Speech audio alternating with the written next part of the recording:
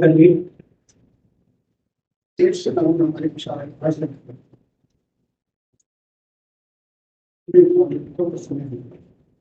ఆలోచించుకోవడానికి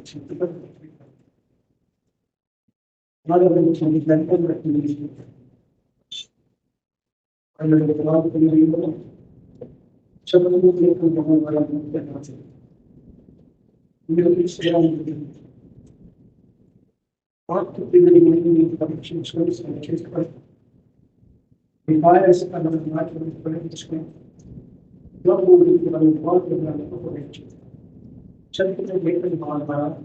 చరిత్ర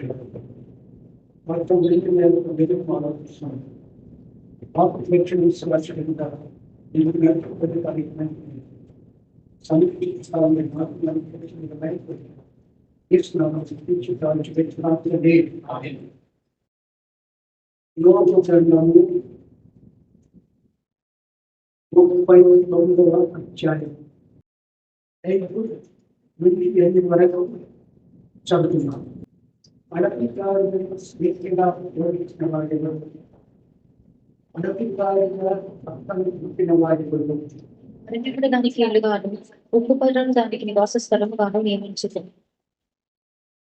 అర్థం కోలాహలాలను తిరస్కరించును. తోడు వారి కేకలు దాటి వినదు. పర్వతముల పంక్తి దానికి మేత భూమి, ప్రతి విధమైన పచ్చని మొలకను అది వెతుకును. చాలు.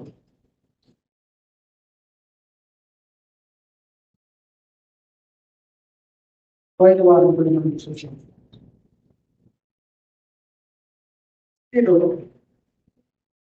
జంతువుల దేవుడు 2 భాగములుగా విభజించాడు. ఇందులో దేవుడు జంతువులను 2 భాగములుగా విభజించాడు. అవునా? పవిత్రమైన జంతువులు, అపవిత్రమైన జంతువులు.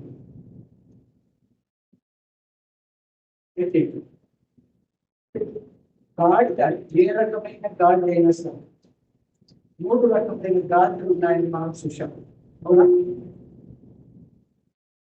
మొదటి గాడిద, అంచెల గాడిద, మూడు గాడిద. అవునా? ఏ గాడిద అయినప్పటికీ ఇది అపవిత్రమైన జంతువు.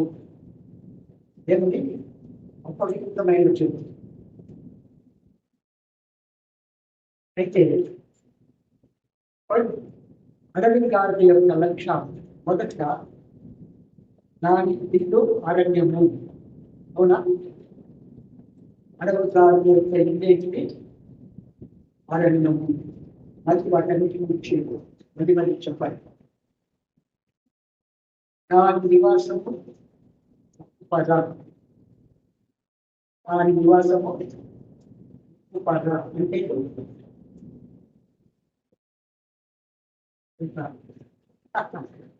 చెప్పినప్పుడే మర్చిపోతే మేతకి ఏమి స్థలం? అంటే మేతకి ఏమి స్థలం? దాని నివాసం. మొదటి తర్వాత 3వది దాని స్వభావం తిరస్కారము, అధ్యేయత. ఓకేనా? ఏం చూసినామా? దాని స్వభావం ఏంటిది? తిరస్కారము, అధ్యేయత. ఓకేనా? మీరు రాలేదు. మనం బయట చెప్పడం లేదు, పాయింట్స్ మాత్రమే చెప్తున్నాం. ఇక్కడ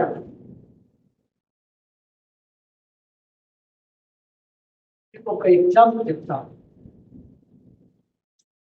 సజీవుడైన నిజమైన నిత్యజీవగలిగిన సర్వము సృష్టికర్తైన ఆ మహాదేవుడు ఆత్మస్వరూపిణి శరీరధారిగా రక్షితుడా భూలోకమును జన్మించాడు. 33.5 సంవత్సరాలు జీవించాడు. దేవుడు అనిపించుకోవడానికి అనేక అద్భుత కార్యాలు, మహత్ కార్యాలు, గొప్ప కార్యాలు చూపెట్టి చేశారు. చేసినారా? దేవుడు అనిపించుకోవడానికి సముద్రము పాడు చేసినాడు. చనిపోయి 4 దినాలు సమాధిలో ఉన్న వ్యక్తిని లేపినా ఏ మానవుడు ఎవరైనా చెప్పాలి చేయాలంట సముద్రం నదులు నిర్మించాడు భూమికి పునాదులు విష్ణు దేవుడు రూపంలో నడిపించి చివాలుగా చేసినాడు అన్ని చేస్తుంటే సకల జాతి రోగములను రకరకాల రోగులు ఏ రకమైన రోగంతో వచ్చినా వాళ్ళ నుండి బాగు చేసినాడు బాగు చేసినాడు ఇవన్నీ చూస్తూ ఉన్నటువంటి శాస్త్రం పర్సెంట్ ధర్మశాస్త్ర పద్ధతిలో ఏం చేశారు ఆయన చేస్తున్న అద్భుత కార్యాలు మహత్ కార్యాలు సూచనలు ఇవన్నీ చేస్తూ ఉంటే చూస్తూ ఉన్నాడు. అయితే ఆయన ఇవన్నీ చేస్తూ ఉంటే కూడా తిరస్కరించినాడా అభిజయులు అయ్యారా? అభిజయులు కాదు, తిరస్కరించమే కాదు అని ఎక్కడ తప్పులు చేస్తారో పట్టుకొని సిలువ వేసే మరణానికి అప్పగిద్దామని చూసినారు. అవునా?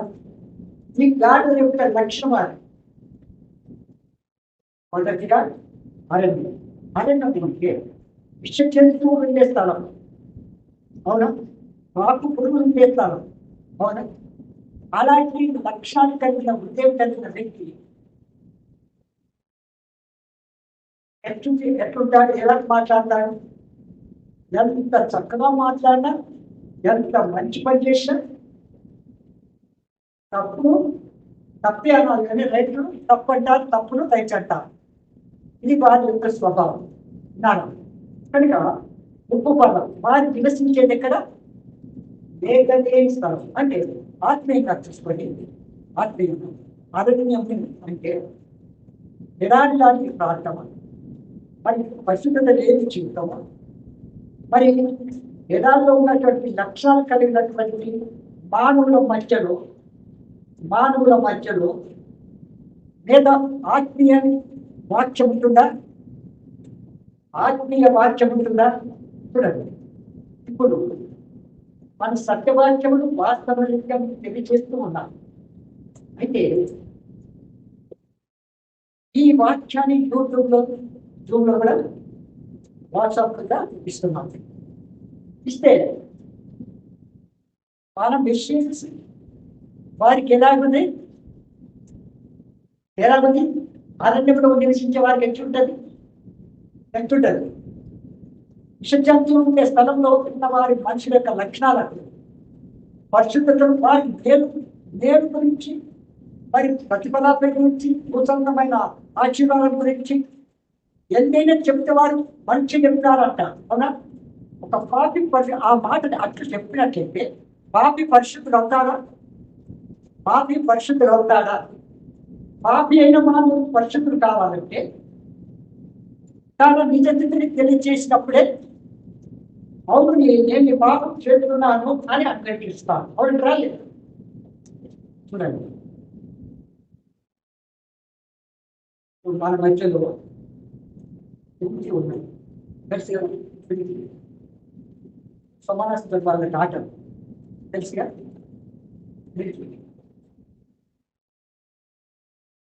మనిషి చూసి చాలా బాగుంటే కొద్దిగా సిక్ అయినప్పుడు హాస్పిటల్కి వెళ్తే డాక్టర్లు మనకున్న రోగాన్ని పూర్తిగా తెలుసుకోవాలంటే పైన ఉన్న లక్షణాలు చూస్తే తెలుస్తాయా? తెలుస్తుంది. ఏం చేయాలి? ఎంఆర్ఐ చేయాలి, ఎక్స్రే చేయాలి, ఈసీజీ చేయాలి, మరి సిసి మరి కంప్లీట్ వారు చేయవలసిన టెస్టులన్నీ చేయిస్తేనే కానీ లోపల ఏ రోగం ఉందో వారికి తెలుస్తుంది. అవునంటారా లేదా? తెలుస్తుంది.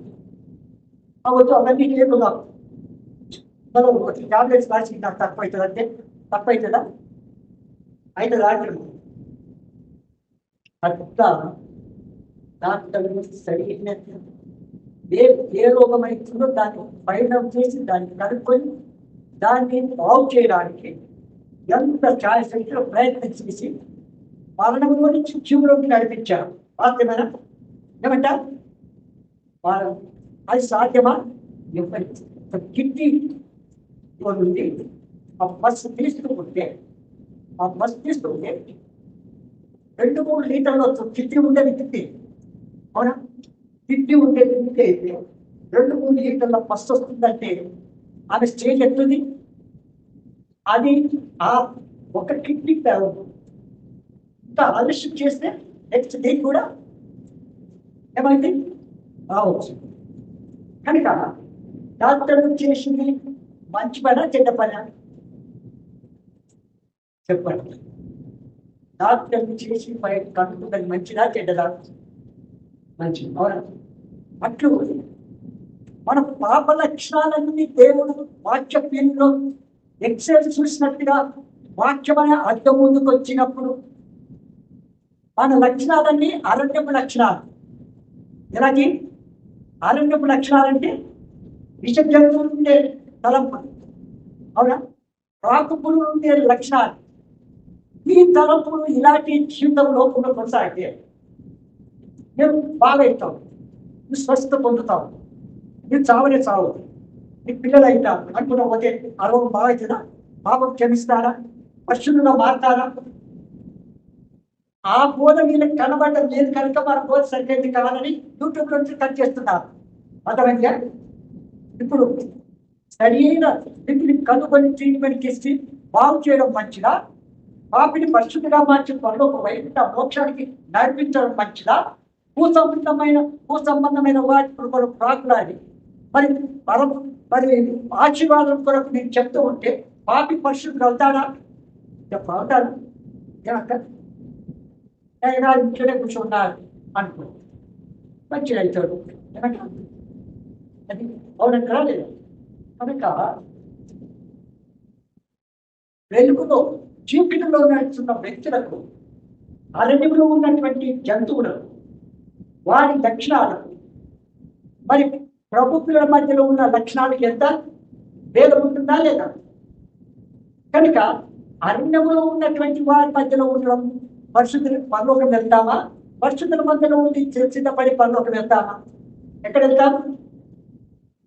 ఏది కావాలి తెలియక వారికి తెలియదు కనుక వారు ఇది సమాజానికి చాలా బాగా కనపడడం లేదు అంటారు. వినారా? డాక్టర్ ఏ విధంగా ఫైనల్ శిక్షణ ట్రీట్మెంట్ ఇస్తాడో ఆత్మీయంగా మన నిజస్థితిని తెలుసుకొని ఆ ప్రభు వాక్యం తెలుగు మన జీవితాన్ని పరీక్షించుకొని సరిచేసుకొని కడుక్కోవడము, క్షమాపణ పొందడము, నిత్య జీవానికి వారసులు కావడం ముఖ్యమా కాదా? కనుక ఈ అడవి గాలి యొక్క లక్షణాలు ఉప్పు పాట అంటే నేత లేని స్థలం, అంటే సరైన వాక్యం లేని దగ్గర వాళ్ళకు ఉన్నది అనుకుంటున్నారు. ఈ వ్యక్తులు ఎవరైతే చూస్తున్నారో సరైన వర్తమానం లేని స్థలంలో అది చాలా మంచిగా అనుకుంటున్నారు. ఎందుకు? వారికి ఆత్మీయత ఏదో, పరిశుద్ధత ఏదో, పాప క్షమాపణ ఏదో, నిత్య జీవానికి వారసులు ఎవరవుతారో వారికి తెలియదు కనుక వారు ఆ విధంగా అనుకుంటున్నారు. ఈ రకమైన పాలన చేసే చూడండి, ఇక్కడ వినేవారికి అక్కడ వినేవారికి ఉంటున్నారు. చీకటిలో నడుస్తున్న వ్యక్తి వెలుగులో కూర్చుంటాడా? ఉంటాడా? చీకటి లక్షణాలు ఉన్నటువంటి వారు, చెడు అలవాట్లు ఉన్నటువంటి వారు పరిశుద్ధుల మధ్యలో నివసిస్తారా? కనుక అక్కడ దేవుని వాక్యం అనే నేత సరైనదిగా ఉండదు. అర్థమైందా? తర్వాత మూడవది, ఈ సత్యవాక్యాన్ని నిజస్థితిని మనకు తెలియజేస్తూ వచ్చినప్పుడు దాన్ని ఏం చేస్తారు? వారు తిరస్కరిస్తారు, అంగీకరించారు. మాకు కాదంటారు, మా స్వభావం అలాంటి కాదంటారు, లోకంగా మాట్లాడి తర్వాత లోబడదు అవిధేయత చూపిస్తారు.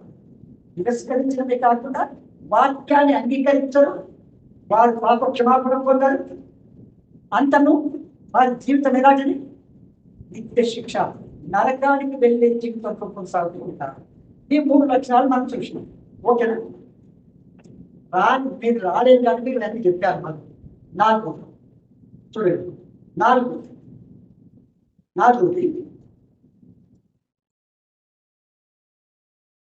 ఇక్కడ మనం చెప్పినట్టుగా దాని స్వభావం ఏంటిది? తిరస్కారము. అవునా? దాని ప్రభావం తిరస్కారము. దాని పట్టణము కోలాహలము, పట్టణములోకి కోలాహలము. కోలాహలం అంటే ఏంటి చెప్పండి చెప్పండి. సందడి లెక్కలేదు లెక్కలేదు. ఇక్కడికి చూద్దాం. దానికి పట్టణంలోని సందడి లెక్కలేదు. కోరివాడు పెట్టే కేకలు దానికి వినబడవు, వినిపించుకోదు. అర్థమైందా? మనం ఎంత చక్కగా వాక్యం చెప్పినా ఏం చేయరు, వినిపించుకోదు, దాన్ని లెక్క చేయరు, అంగీకరించదు. వారి స్వభావం మార్చుకోలేదు. అందుకే వాటి నీ స్వభావం నీ ప్రవర్తన ఇలాగే ఉన్నది కదా, అలాంటప్పుడు సరి చేసుకోవడం మంచిదా? అయితే ప్రభు అంటారు చూడండి, సామెతలు 28వ అధ్యాయము 13వ వచనం. క్రమములను దాచిపెట్టువాడు వర్ధిల్లడు. చూడండి ఇక్కడ చూడండి. ఇప్పుడు వాళ్ళు 28:13 అతిక్రమములను దాచిపెట్టువాడు వర్ధిల్లడు. తిరస్కారం, అవినేత, లోబడని స్వభావం, సరి చేసుకోని స్వభావం ఉన్నట్లయితే ఏమంటాడు? అతిక్రమమును దాచిపెట్టువాడు ఏనాడు వర్ధిల్లడు. దేవుడు చెప్తున్నాడు. వాటిని ఒప్పుకొని విడిచిపెట్టువాడు కనికరము పొందును. అతిక్రమములను ఒప్పుకొని విడిచిపెట్టువాడు ఏం చేస్తాడు? కనికరము పొంది క్షమాపణ పొందుతాడు, పాప క్షమాపణ పొందుతాడు, నిత్య జీవానికి వారసుడు అవుతాడు. అర్థమైందిగా? కనుక ఏం చేయాలి మనము? మొదటి యోహాను పత్రిక 1వ అధ్యాయం, 1 యోహాను పత్రిక 1వ అధ్యాయము 9వ వచనం చదవండి. మన పాపములను మనం ఒప్పుకొనిన ఎడల అంటాడు మన పాపం, మన తిరస్కారం, మన అవిధేయత, మన సహవాసము ఇలా ఉందని తెలుసుకొని వాటిని నిజంగా నేను నా జీవితం ఇలా ఉంది, నేను జన్మకర్మ పాపలతో కొనసాగుతున్నాను, మరి నా లక్షణాలు దేవుని దగ్గరే మరి తండ్రి అన్నానికి యోగ్యమైనటువంటి జీవితం నేను కలిగి ఉన్నాను కనుక దాన్ని సరి చేసుకోవడానికి ఏం చేయాలి? మన అతిక్రమములను ఏమంటారు ఇక్కడ చదవండి. మన పాపములను మనం ఒప్పుకొనిన ఎడల మనము పాపములను మనం ఒప్పుకొని కదా ఆయన నమ్మదగిన వాడును, ఆ దేవుడు ఎలాంటి వాడు? నమ్మదగిన వాడు కనుక, నీతిమంతుడును గనుక కనుక ఆయన మన పాపములను క్షమించి ఆ యేసు దేవుడు మన పాపములను క్షమించి సమస్త దుర్నీతి నుండి మనలను పవిత్రులుగా చేయును. దుర్నీతి నుండి మనల్ని పవిత్రుగా, సమస్త అరణ్య లక్షణాల నుండి మనం పవిత్రంగా మార్చుతాడు. ఓకేనా? అరణ్యంలో నివసించే లక్షణాలు, జంతువుల యొక్క లక్షణాలు ఏవైతే వాటన్నిటిని మార్చివేస్తాడు. ఎప్పుడు? ఒప్పుకుంటే, నిజమైన తెలుసుకుంటే. అవునా? 100% ఒప్పుకున్నారా? అందరూ ఒప్పుకోలేదు. అలాంటి లక్షణాలు కలిగిన వ్యక్తులు కొనసాగితే పరలోకానికి వెళుతారా? ఆ దేవుడిని త్యాగ శక్తులుగా ఎంత భయంకరమైన పాపినైనా పరిశుద్ధిగా మార్చాలని ప్రయత్నం చేస్తూ ఉన్నాడు, సువార్త ప్రకటిస్తూ ఉన్నాడు, ప్రార్థన చేయిస్తూ ఉన్నాడు, ప్రభుత్వ ప్రజల మధ్య సహా నడిపిస్తున్నాడు. ఇంకా స్వభావమే మార్చుకోకపోతే, పరుశుల జాతికి చెందిన లక్షణాన్ని మార్చుకోకపోతే వాళ్ళు వెళ్తామా? దానికి ఈ పాపము నిన్ను నిత్య శిక్షకు నడిపిస్తాయి. అంతేనా కాదు? అనిపిస్తారు లేదా? కనుక మన జీవితంలో ఇక్కడే చూడండి, చెప్పేసిన రాష్ట్రపతిగా 4వ అధ్యాయం 18 నుంచి చదవండి. వారైతే చూడండి ఇక్కడ 4:18 నుంచి. వారైతే అంధకారమైన మనస్సు గల వారే. ఎలాంటి వారు? యొక్క లక్షణాలు ఎలాంటియో వారి లక్షణాలు కూడా అలాంటివి. ఏమంటారు? నేను డైరెక్ట్ చెప్తున్నాను, మూర్తులు చెప్పాలి, మాకు చెప్పులు, మాకు సాయాసం లేదు, నేను పోస్తాను, నేను విశ్లేషిస్తాను. డైరెక్ట్ ఒక వ్యక్తికి సజీవుగా చెందిన వ్యక్తి కోసం దాన్ని తీస్తామా? ఇస్తారా చెప్పండి. నేను అని బాగా మత్తులోని తీసుకురావాలి. పోస్తే కూడా ఏమికి సంభవించడం లేదన్నట్టుగా ఉండాలో పేషెంట్. ఏమంటారు? అవునా? ఇప్పుడే కానీ ఏమంటారు? చదువుతారా? అట్టే ప్రాణంతో పోసినాము, ఎన్ని దగ్గర పడుతుంది. అవును, ప్రేమిస్తారు చెప్పండి. కనుక మన జీవితంలో ప్రభు మన మేలు కొరకు ఏదైతే చేస్తున్నాడో మన నిజస్థితిని తెలియజేసినప్పుడు ఆయాసపడకుండా, దుఃఖపడకుండా, బాధపడకుండా, అవును ఈ లక్ష్యం నాలో ఉంది ప్రభా, నన్ను క్షమించు అంటే అంతకే క్లోజ్ అయిపోయింది. లేకపోతే నా నిజస్థితిని చూపించారు, నేనంటే ఇష్టం లేదు ఇంత మాట, అది క్రమమా? చెప్పండి. డాక్టర్ లేదు చెప్పండి, మన నిజస్థితిని చెప్పి ట్రీట్మెంట్ ఇవ్వడానికా, లేకపోతే దేని దాన్ని చెప్పడానికా? ఏది కావాలి చెప్పండి. నాకు మాత్రం ఇచ్చేది తక్కువ అవుతుందా? అవుతుందా? ప్లీజ్ ట్యాబ్లెట్ ఇస్తే తక్కువ అవుతుందా? ఆపరేషన్ చేయకుండా అవుతుందా? కనుక మన జీవితంలో సరి అయిన ట్రీట్మెంట్ ఇవ్వాలా, పరలోక రాజ్యానికి నడిపించాలి. ఏమంటారు? చదవండి, వారైతే చూడండి. వారైతే అంధకారమైన మనస్సు గల వారై ఎవరు? అడవిగా లాంటి లక్షణాలు కలిగిన వారి యొక్క లక్షణం తమ హృదయ కాఠిన్యము వలన తమ హృదయ కాఠిన్యం వలన, తమలోనున్న అజ్ఞానము చేత, తమలో ఉన్న అజ్ఞానము చేత, దేవుని వలన కలుగు జీవములో నుండి వేరుపరచబడిన వారై, దేవుని వలన కలిగి జీవములో నుండి వేరుపరచబడిన వారే తమ మనస్సునకు కలిగిన వ్యర్థత అనుసరించి నడుచుకొనుచున్నారు.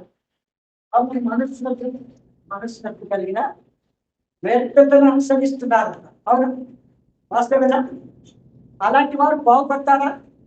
ఎంత ప్రయత్నం చేసినా తమ మనస్సుకు కలిగిన వ్యర్థతను అనుసరిస్తున్నారు కనుక మనం బాగు చేయలేదు. వాళ్ళంతాము వారి క్రియను బట్టి తెలుస్తుంది. ఇంకేమంటారు? వారు సిగ్గులేని వారై ఉండి ఎలాంటి వారంట? అంత ధైర్యంగా మాట్లాడుతున్నావు. మరోసారి మందిరానికి రాదు. ఏమంటే జ్యోతి మళ్ళా లేక వచ్చేసి నిక్షంగా చూడండి. ఏమంటారు? వారు సిగ్గులేని వారై ఉండి నానా విధమైన అపవిత్రతను అత్యాశతో జరిగించుటకు ఏం చేస్తున్నారంట? ఇంకా ఇష్టపూర్వకం చేస్తున్నారంట. అపవిత్రతను ఏం చేస్తున్నారు? ఇంకా ఇష్టపూర్వకం చేస్తున్నారు. చూడండి, ఒక వ్యక్తి తాగుతాడు, ఒక విశ్వాసి, ఒక సేవకుడు ఒక సిగరెట్ తాగుతూ ఉంటాడు. తర్వాత ఒక కమ్ము పోయి వెంట పోయి ఎప్పుడు అనుకుంటా వెళ్ళి దాంట్లో చేసి ఆ మంది ఎవరైనా వస్తారేమో కానీ ఆ కుండలో నీళ్ళు ఉంటాయి కదా, అది నీళ్ళు అనుకుంటుంది. మళ్ళా మూత పెట్టేసి పెట్టుకోవచ్చు అన్నవచ్చు కదా. కనమంటే దాంట్లో వాసన కూడా తెలియదు. సేవకుడు ఎంత మంచోడు, ఎంత పవిత్రుడు, ఎంత యోగుడు, వాస్తవం పులిపీఠం అంతా కదిలిపోయి చూస్తే వాక్యం చెప్తాడు. ఆయన మీద నేను వస్తా అంటే మానేద్దాం.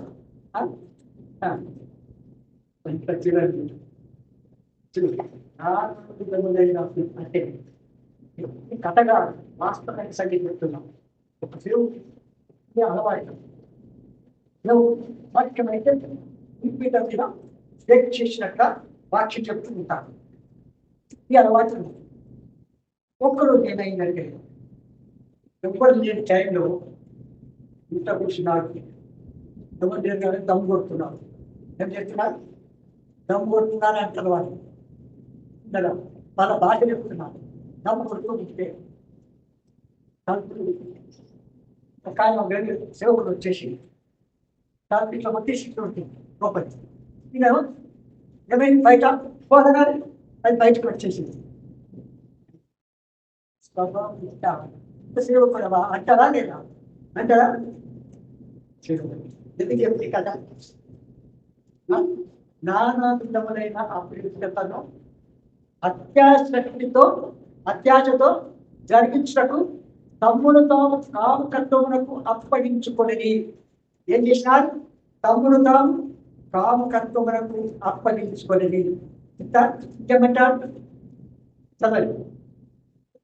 చెప్పేసి 4:25 అయితే మీరు యేసుని గూర్చి విని ఆయన ఎందలి సత్యము ఉన్నది ఉన్నట్టుగానే ఆయన ఎందు ఉపదేశింపబడిన వారి ఎడల మీరు అలాగూ క్రీస్తును నేర్చుకున్న వారు కారు.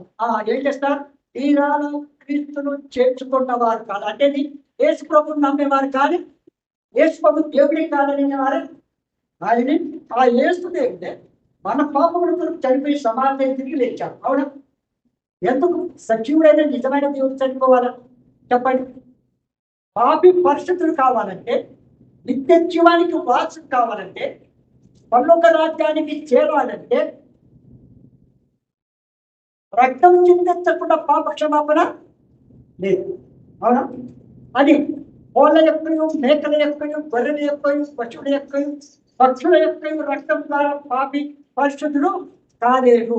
ఎక్కడ ఉంది చెప్పండి?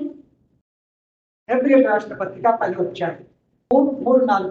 అయితే ఆ బలులు అర్పించుట చేత ఏటేటా పాపములు జ్ఞాపకములకు వచ్చుచున్నవి. చూడండి, ఇప్పుడు ఏం చేస్తున్నారు? ధర్మశాస్త్ర ప్రకారము ఇశ్రాయేలీయులు ఆ దినాల్లో బలులు అర్పించేవారు. విన్నారా? బలులు అర్పించి వారి పాపములు ఒప్పుకొని విడిచిపెట్టేవారు. కానీ జన్మ పాపం పోతుందా? పైకి కనబడే పాపాలు ఒప్పుకొని విడిచిపెడుతున్నారు. కానీ జన్మ పాపం పోవాలంటే పాపం లేని మానవులు పూర్వకంలో జన్మించాలి. పాపం లేని మానవులు లోకంలో ఎవరున్నారు? ఎవరైతున్నారా? బైబిల్ అంటారు, నీతిమంతుడు లేడు, ఒక్కడును లేడు. మేలు చేసేవాడు ఉన్నాడా? ఒక్కడును లేడు. పత్రిక 3వ అధ్యాయం ఇక్కడ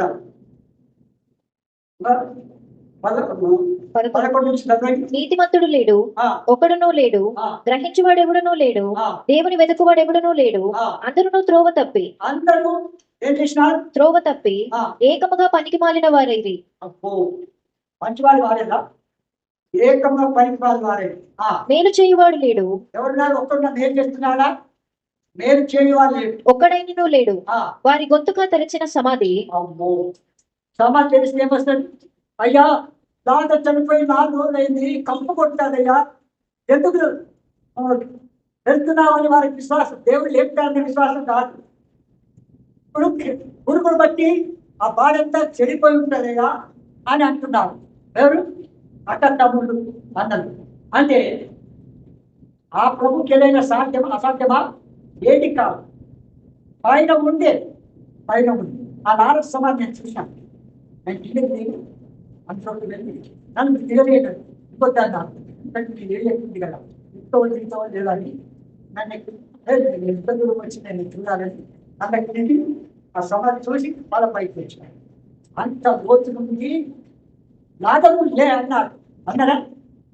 ఆ కట్ట చేతను అట్టి ఉన్నట్టుగా వచ్చాడు. వచ్చిందా?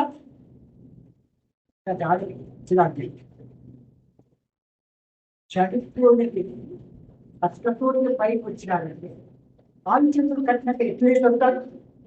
ఉత్తరం ఏమని వస్తాడు? వాడు కాలు చేతులు కట్టినవాడు పైకి వస్తాడా?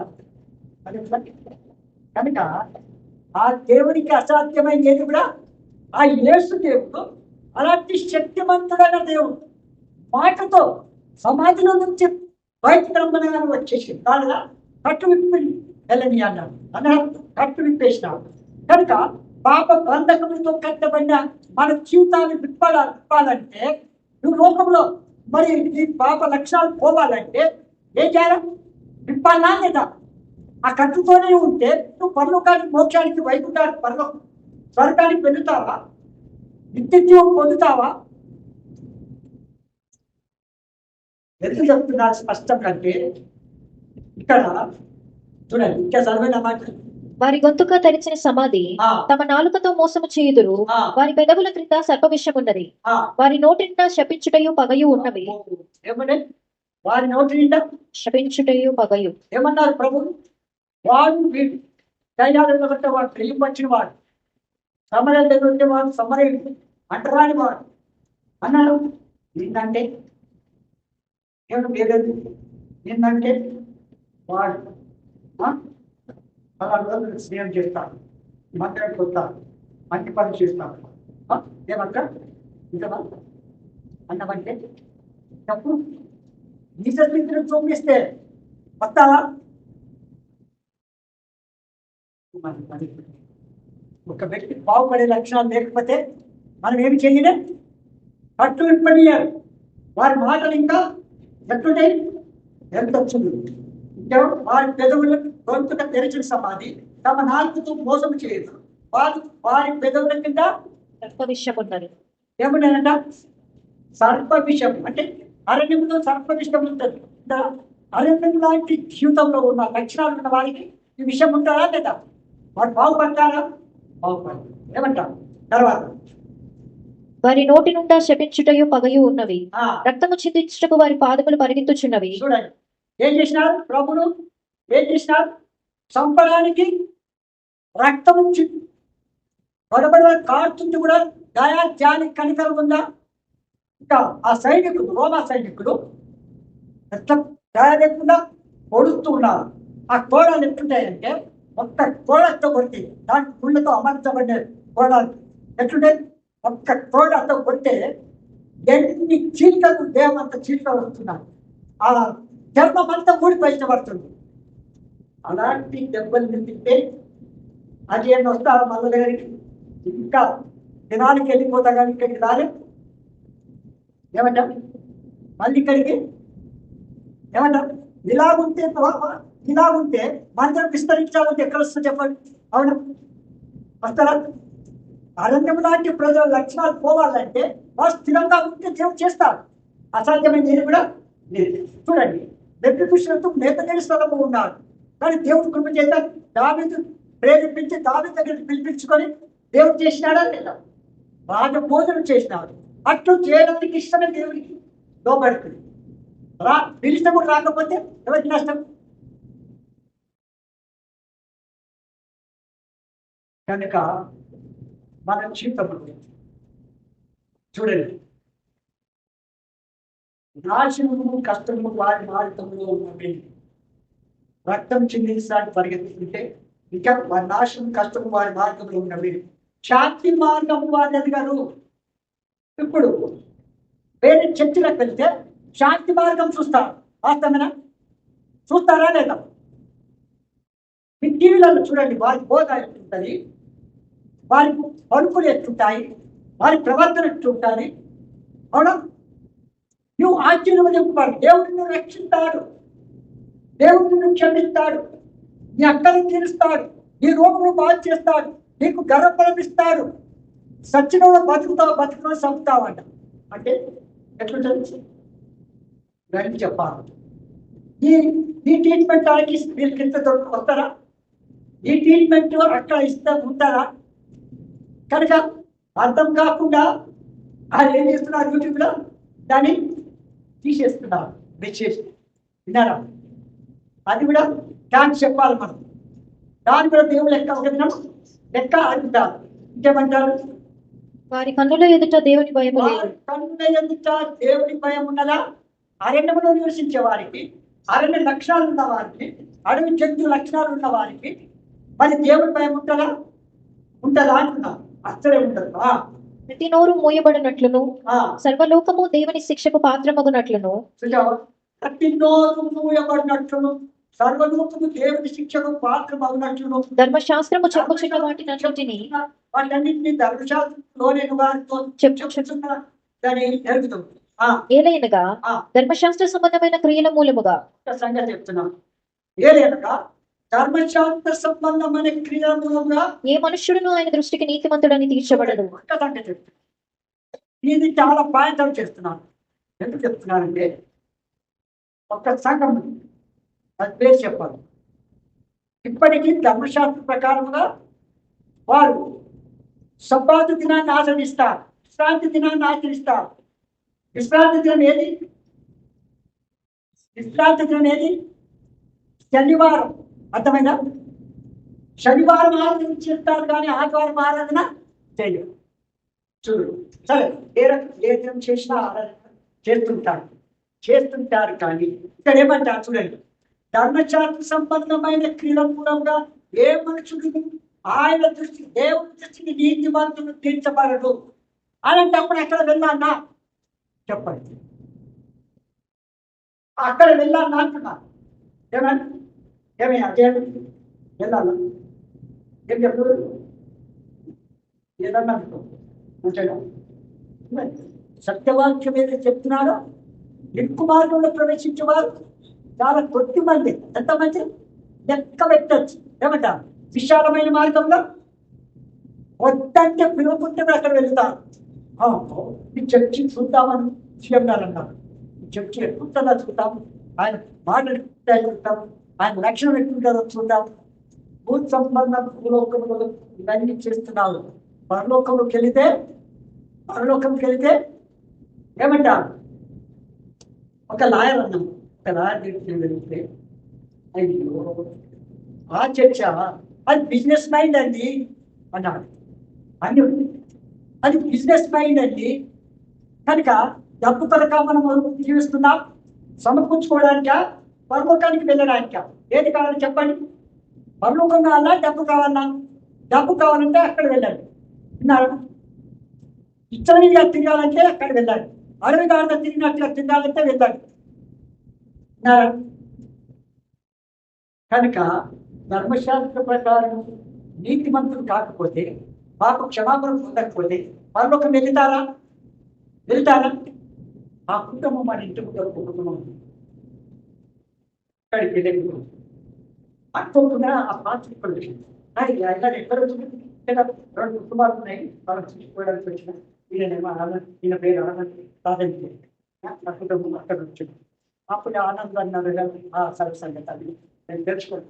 ఒకరోజు వచ్చాను, ఆయనతో మాట్లాడి ఇక్కడ రాను. ఒకరోజు వచ్చి మళ్ళీ రానే.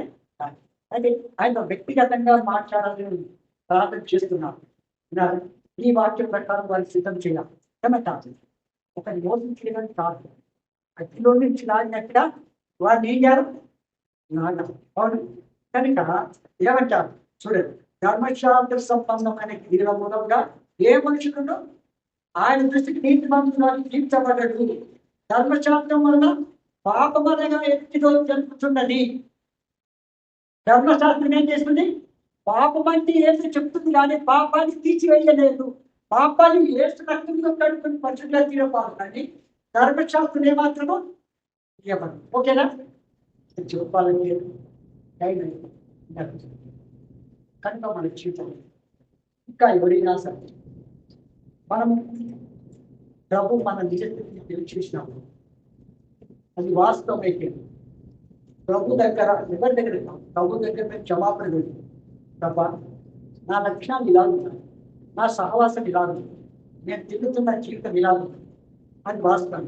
నన్ను క్షమించు ప్రభా, మీరు కాల్చిన పరిశుద్ధ రక్తంలో నా జన్మ కర్మ పాపాలు అరణ్య లక్షణాలు అన్ని తొలగించి ఈ రక్తంతో నన్ను పడి రక్షితురాలుగా పరిశుద్ధంగా చెంది ఇంకా మీద పాపం చేయకుండా మీరు నన్ను బట్టి నడిపించి అంటే మనం చూస్తే ప్రభు ఈ దినమనే మన పాపంలో క్షమించి పరిశుద్ధంగా మార్చి నిత్య జీవానికి వారసుగా చేస్తాం.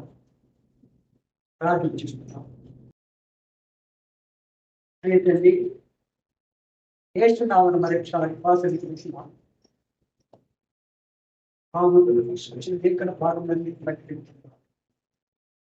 మానవత్వ వారిలో విత్తబడిన వాక్యానికి పరిశుద్ధాత్మ కార్యము లోతుగా తెలిసించి పాపకి రక్షణ విశ్వాస ఎదుగుదల ముందుకు నచ్చడానికి కష్టమైంది జరిగింది.